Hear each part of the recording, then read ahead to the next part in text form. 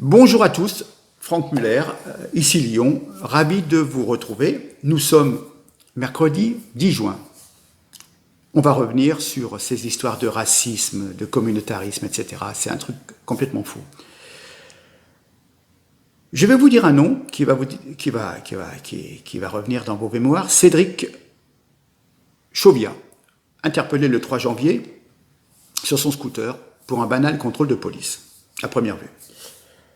J'ouvre une parenthèse, ce monsieur, c'est peut-être la raison pour laquelle cela s'est un peu envenimé, devait 40 000 euros au Trésor public car il a eu 375 PV et donc il a eu souvent des soucis de feux rouges, des tas de problèmes avec ses scooters. Peu importe, je ferme la parenthèse. Plaqué au sol, sérieusement carotté, Cédric fait un arrêt cardiaque, il décédera 2 jours plus tard, laissant une veuve, 5 enfants, fracture du larynx, asphyxie, sont les causes données par le médecin légiste. C'est une bavure, une belle bavure. C'est inqualifiable.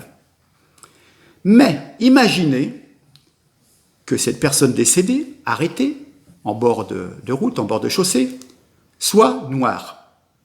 Cela devient un acte raciste, systématique. Comme si les policiers, voyant un scooter les dépasser, se disent « Ah !» à travers le casque intégral. On voit que c'est un arabe ou que c'est un noir, on va l'arrêter, on va s'en payer un. Nous sommes d'accord. Donc, il y a des choses qui arrivent et c'est dommageable. J'ai toujours dit, une vie, c'est une vie, quelle que soit la couleur de la personne. Mais, vous voyez, la façon dont on peut un peu interpréter les choses, cela fait que ça dégénère. Ça dégénère sur un soi-disant racisme.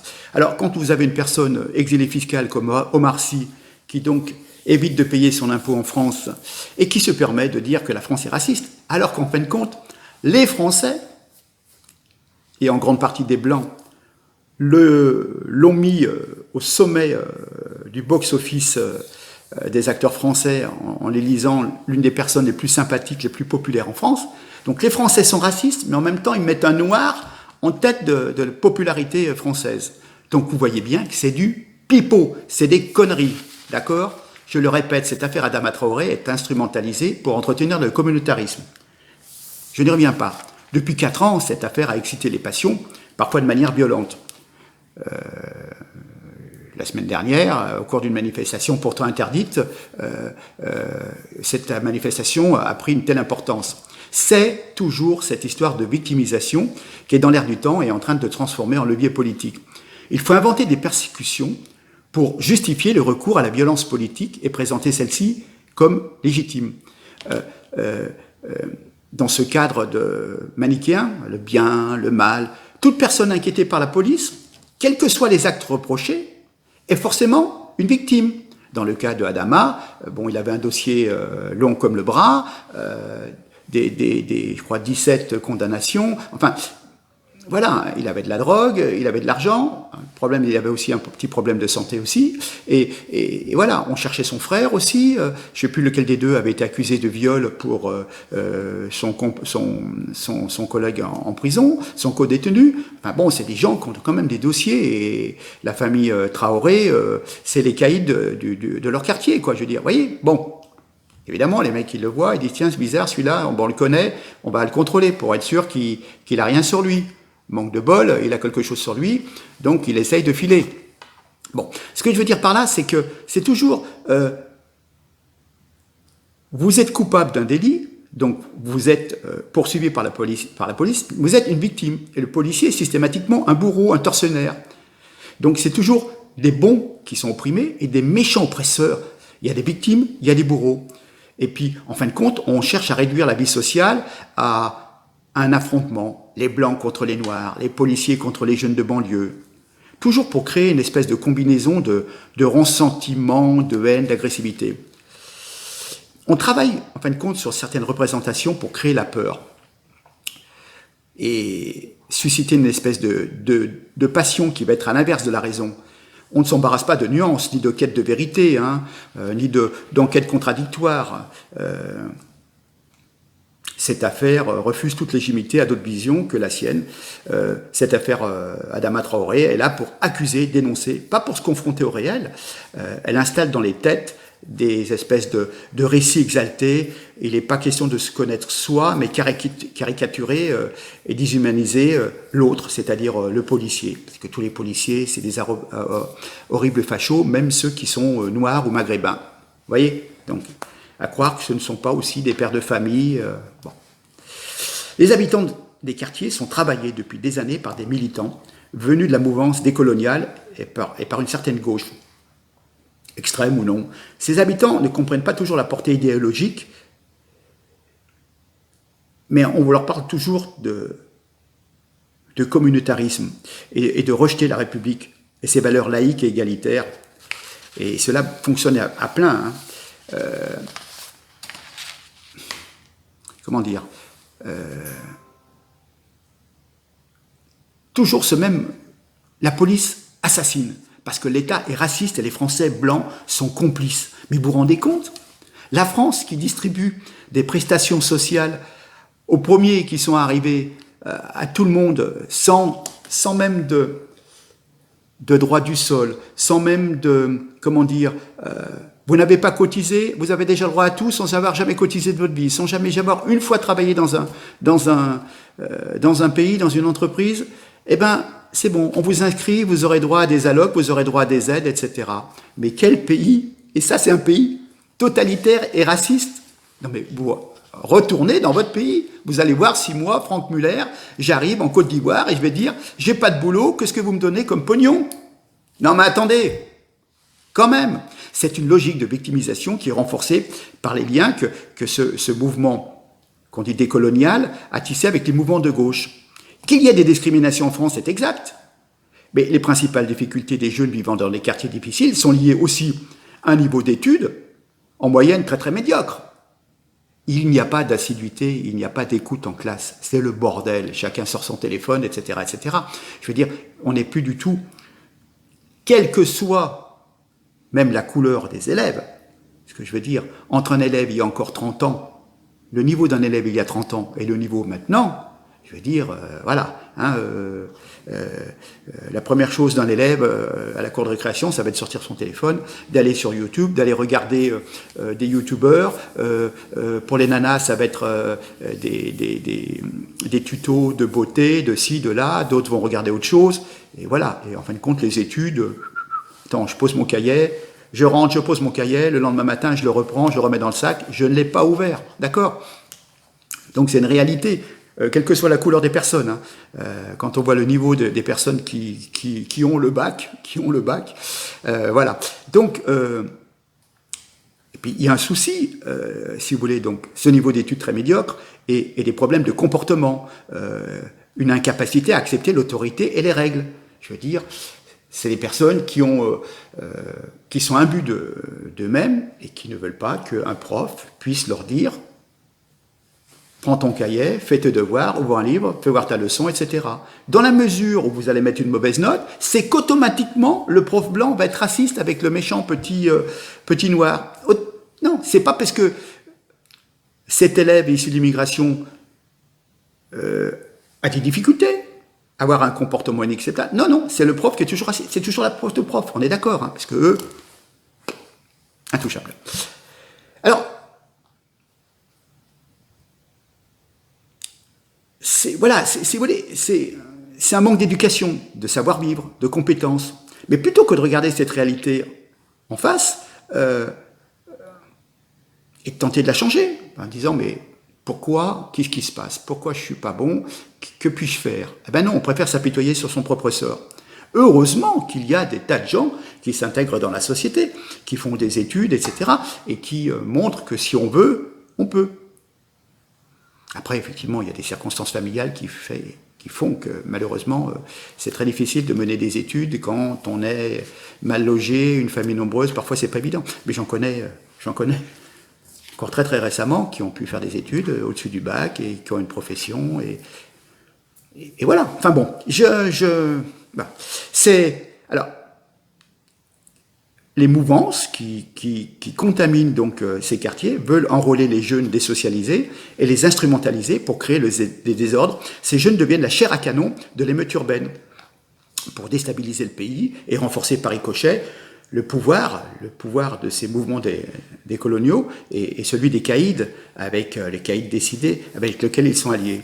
Cette logique de victimisation est renforcée par les liens que le mouvement décolonial a tissé avec la gauche, NPA, une partie de la France insoumise, une partie du PC, une partie du PS, et qui aboutissent à ce que les références à la lutte des classes sont en train de disparaître au profit de la guerre des races.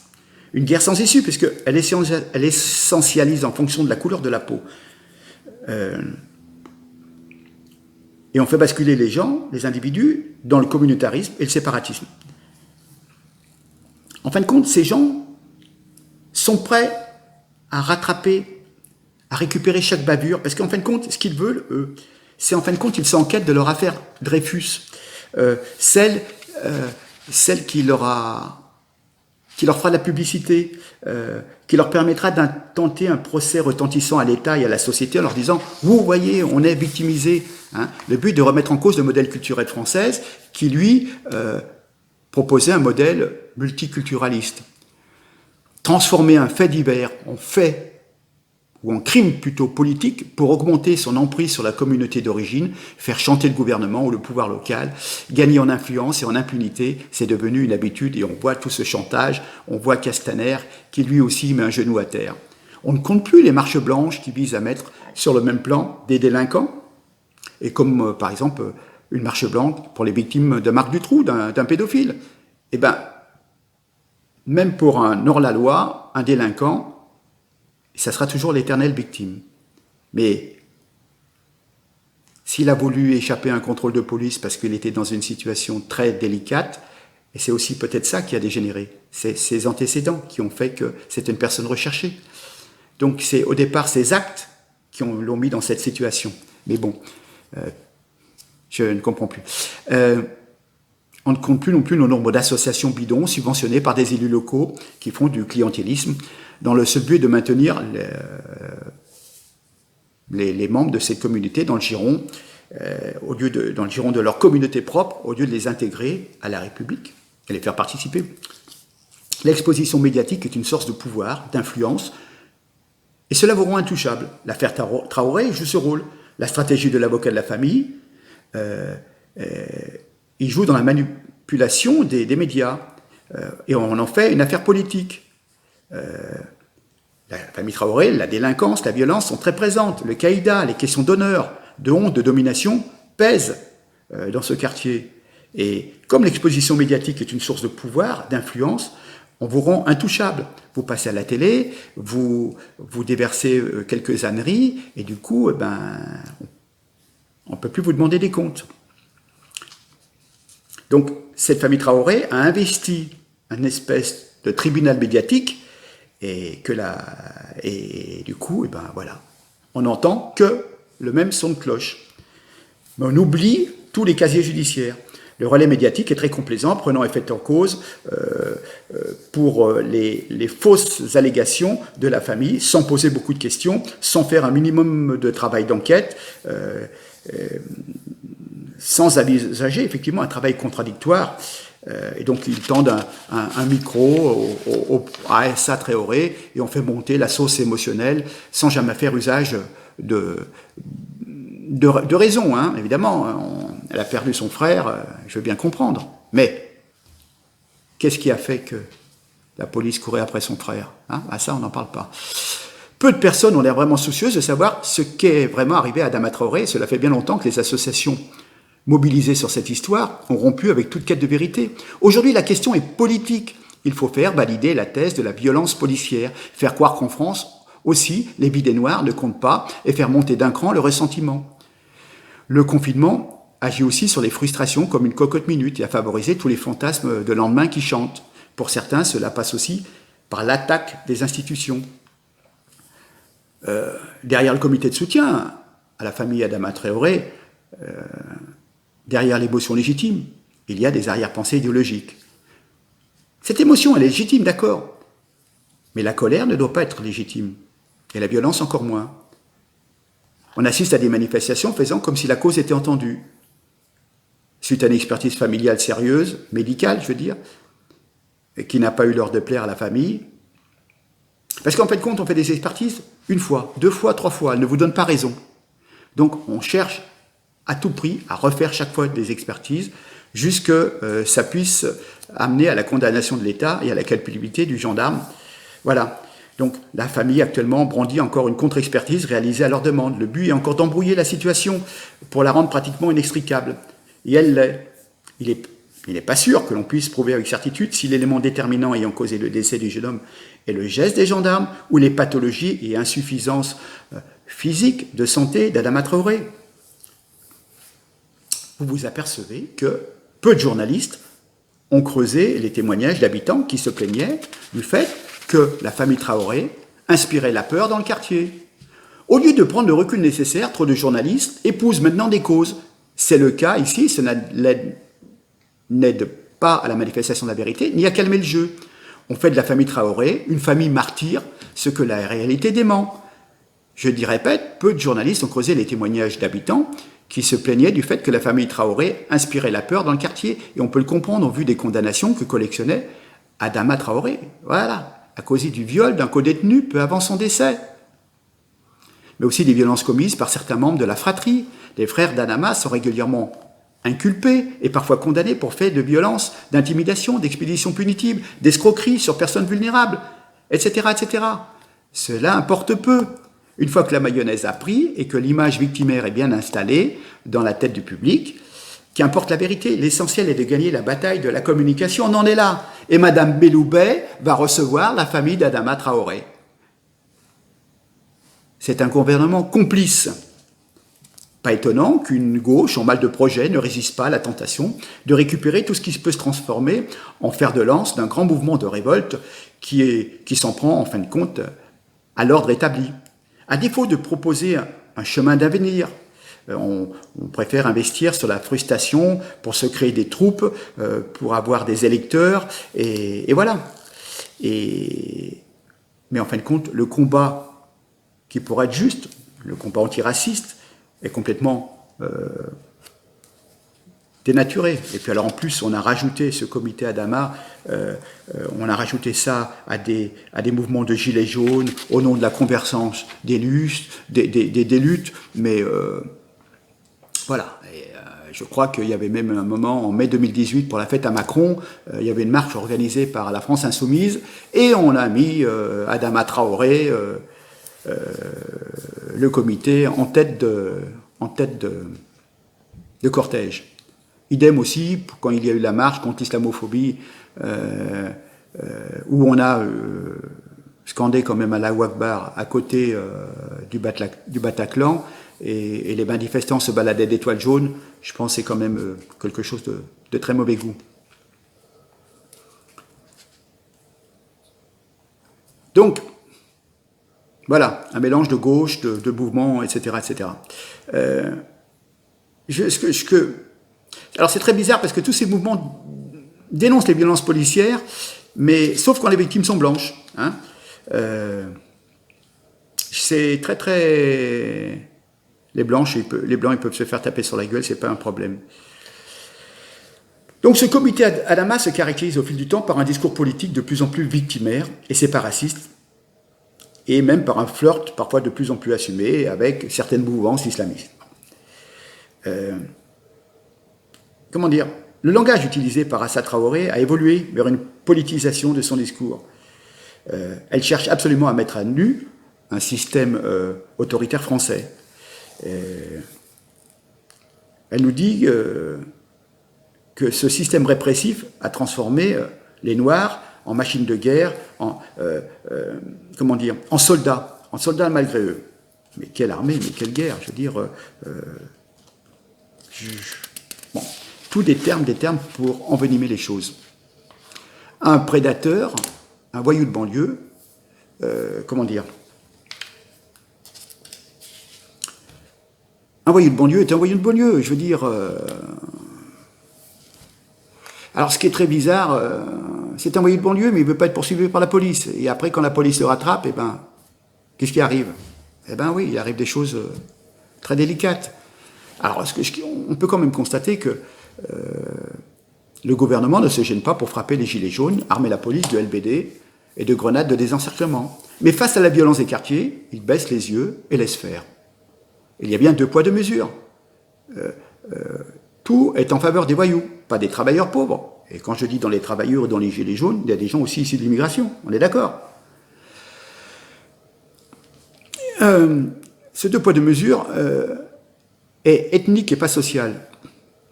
Le pouvoir n'a pas assez de mots durs pour ostratiser les gilets jaunes, qui sont fascistes, qui sont ci, qui sont racistes, etc.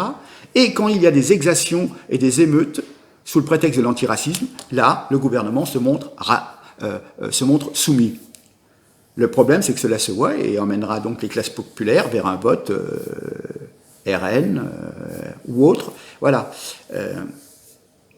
Les gens, ce que je voudrais faire comprendre, c'est que les gens ne sont pas, si vous voulez, dans l'adhésion à un parti, à un fantasme de dire l'ordre pour l'ordre.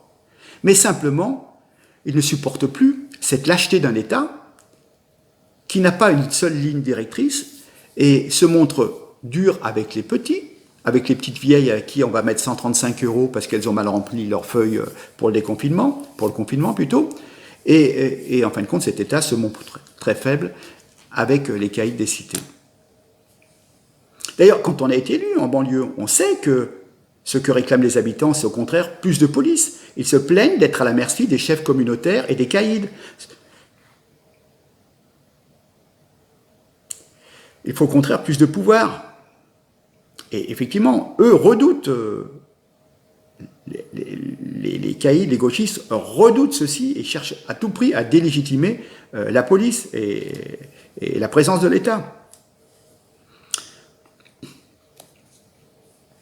Ce qu'il faut savoir, c'est que derrière l'instrumentalisation de ce drame, on retrouve tous ceux pour qui la France est une certaine idée à abattre.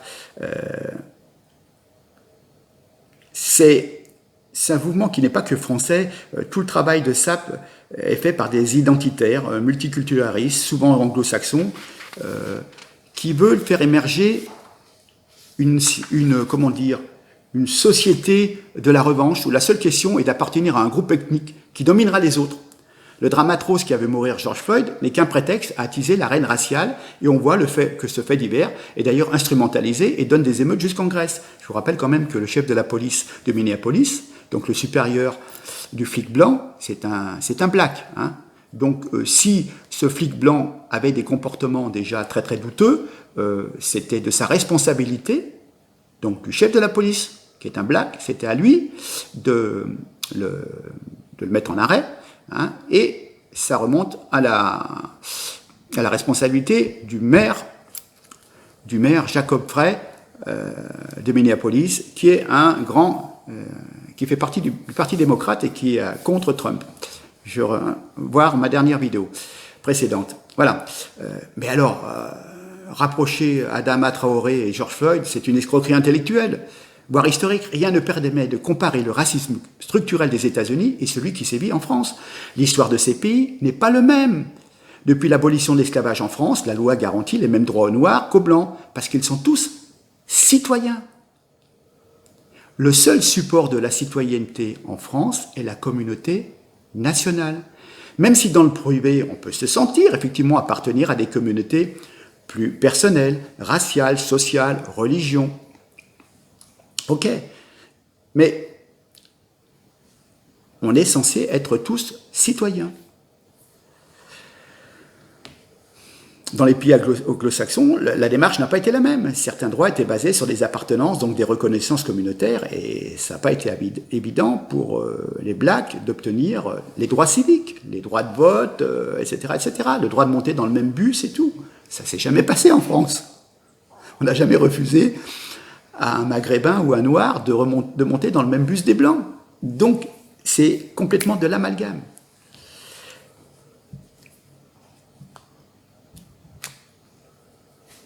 Et l'égalité, en termes de dignité humaine, ne se traduit pas forcément en égalité des droits, mais nous fondons, notre citoyenneté et l'égalité des droits est pour nous primordiale, car elle traduit quelque part le dépassement des identités. On peut être blanc, noir, jaune. On est d'abord citoyen. Et ensuite, on a notre propre religion, notre propre origine culturelle. Aux États-Unis, déjà, comme je vous l'ai dit, le simple droit à l'égalité, déjà, pour les Afro-Américains, en termes de dignité humaine, est le fruit d'une longue lutte pour les droits civiques, qui aboutira dans les années 60. Il a fallu attendre 2018 pour que le Sénat américain vote la loi contre le lynchage. De toute façon, le souci en France, c'est que toute la question économique et sociale qui tend à disparaître sous cette histoire de tension raciale. Et il y a des groupuscules qui rêvent ouvertement d'allumer le feu d'une guerre civile ethno-raciale. Et puis, les faits ne sont pas les mêmes avec les États-Unis. Comment dire? On voit aux États-Unis le policier blanc qui tient pendant presque 8 minutes George Floyd étouffé avec son genou. Pour Adama Traoré, il n'existe que des témoignages qui sont contradictoires. Ce qu'il me paraît intéressant de souligner, c'est que dans toute société, vous avez une forme de racisme. Mais quand en revanche la haine s'exprime ouvertement au nom de la race ou de la couleur de peau, quand on commence à désigner les autres par leur couleur, en leur prêtant une pensée ou un pouvoir ou une faiblesse congénitale, oui, il y a de quoi s'inquiéter. Par contre, par rapport aux États-Unis, loin de là, notre police se tient relativement bien, même si elle n'est pas exempte de défauts. Notre système judiciaire fonctionne. Les fonctionnaires de police ne sont pas impunis et les propos racistes sont souvent poursuivis sévèrement. On a eu des exemples récents. Mais en revanche, quand une jeune chanteuse en arrive à laisser entendre que des gens sont massacrés par la police à cause de la couleur de leur peau, alors qu'il ne se passe rien, mais rien du tout, c'est mensonger. Qu'il arrive des bavures en poursuivant des personnes qui sont en contradiction avec la loi. Quand à 9h du soir, alors en pleine période de confinement, on va sur des véhicules volés faire des rodéos et qu'on ne veut pas se faire rattraper, il arrive parfois effectivement, si la police cherche vraiment à rattraper la personne, que des accidents arrivent, effectivement. Alors, faut-il laisser tous les délinquants faire ce qu'ils veulent, sous prétexte que si jamais on essaye de les attraper, il peut y avoir un accident, et ensuite la victime ou la famille de la victime pourra se retourner contre les policiers. Donc, c'est open bar à tous les délinquants qui pourront faire ce qu'ils veulent. D'accord? Je peux aller cambrioler une banque, partir. La police ne me poursuivra pas, parce que si jamais elle me poursuit, on fait une poursuite et que je me plante contre un arbre durant la poursuite, on va dire voilà, on lui a couru après, et puis il se retourne contre la police parce qu'il a eu peur. Donc voilà. Autre point très important, déjà en 2010, plus d'un policier sur 10 était d'origine étrangère. Quand on les interroge, il semblerait qu'ils se sentent plutôt bien au sein de l'institution. Mais en revanche, ils sont victimes de provocations, d'agressions, par ceux qui estiment qu'ils appartiennent à leur communauté, admettant la communauté noire. Les policiers noirs sont appelés des bounties, noirs à l'extérieur, mais blancs à l'intérieur. Il leur est reproché d'être des traîtres, parce qu'ils servent la France. Nous en avons eu un exemple le 2 juin devant le palais de justice lors de la manifestation du comité Adama. On voit plusieurs manifestants huer au cri de vendu un CRS noir et une femme l'apostropher avec véhémence en lui disant qu'il devrait avoir honte parce qu'il est noir et qu'il n'est pas du bon côté, le tout au nom de l'antiracisme. Mais attendez, ce monsieur est rentré dans une manifestation, il habite en France, il est né en France, il a certainement la nationalité française. Il est rentré donc dans un boulot de fonctionnaire, de service de l'ordre. Quelque part, si vous habitez en France, c'est peut-être normal de mettre votre force de travail soit au service d'une entreprise privée, soit au service de l'État en fonction de vos compétences. Je vois pas. Donc, en fin de compte, il ne faut pas qu'il y ait de Noirs, il ne faut pas qu'il y ait d'Arabes dans les services, à la sécurité sociale, à la poste, à la police, etc. Parce qu'en fin de compte, ils trahissent leur communauté. Ah ouais, d'accord. Et on se demande où est le racisme. Non mais attendez. C'est relativement sidérant. Enfin bon. Enfin, effectivement, il faut sanctionner les personnes qui commettent une faute. Que la sanction soit proportionnelle à la faute, les questions d'application ne dépendent pas des rapports de force et du chantage émotionnel. On applique la loi et on cesse de tergiverser. Voilà. Mais nous n'en prenons pas le chemin. On voit que tout est fait pour que les choses s'enveniment et qu'on est toujours dans cette histoire de race, d'esclavage, de sous-hommes, de trucs comme ça. Quoi. Je veux dire, je comprends pas. Moi.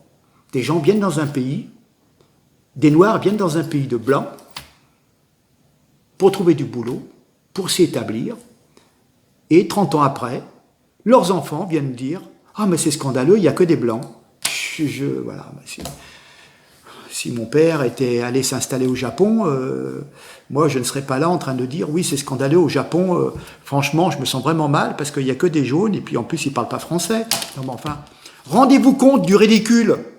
Non mais, franchement, quand vous touchez votre virement en fin de mois de la CAF ou de Pôle emploi, vous êtes bien content d'être français. Non mais c'est n'importe quoi, arrêtez de rajouter de l'huile sur le feu, il y a déjà suffisamment de problèmes, on va avoir plein de faillites, de gens qui vont être au chômage, de gens qui vont être dans la misère, de toute origine confondue. Il y a peut-être beaucoup de choses, plutôt que de monopoliser les forces de l'ordre pour faire le gendarme pour des manifestations, pour des personnes qui sont décédées depuis 4 ans, et faire des pressions comme ça sur la justice. Pour des personnes qui sont quand même accusées de viol contre leur co-détenu en prison. Non mais franchement, c'est de la folie. C'est complètement un inversement des valeurs. Non mais je regrette, mais là, c'est... Enfin bon.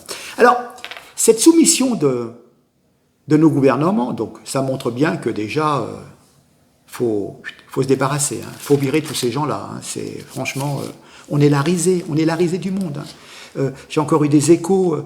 en Extrême-Orient, Singapour, Hong Kong, etc., tous ces gens, la Corée, tous ces gens qui ont l'habitude de porter des masques, etc., quand ils ont vu en début d'année comment la porte-parole de la France a dit que les masques ne servaient à rien, au contraire, c'était contre-productif, tous ces gens qui, depuis des années, s'astreignent à porter un masque compte tenu de certains virus, de la pollution, de choses d'autres, hein, bon, on le sait, on le voit bien...